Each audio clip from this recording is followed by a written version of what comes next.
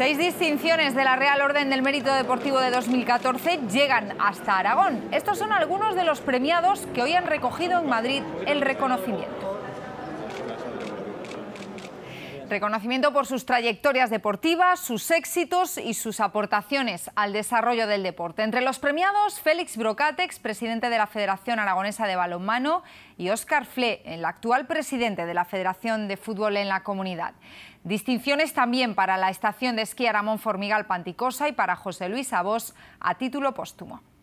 Trabajo, motivación, rendimiento. Lo dicen ellos, los que dedican su vida al deporte, y por eso aquí reconocen su mérito, el de la Real Orden del Mérito Deportivo. 6 de las distinciones llegan hasta Aragón, en forma de medalla de plata para el expresidente de la Federación Aragonesa de Balonmano.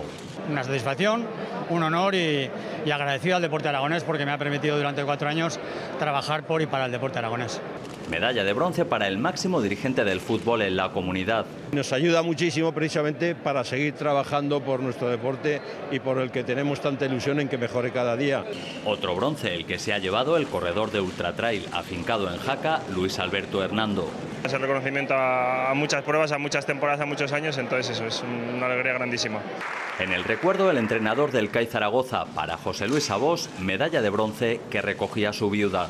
Él estaría desde luego encantado porque lo más difícil, sobre todo en el deporte, es un poco que te reconozcan.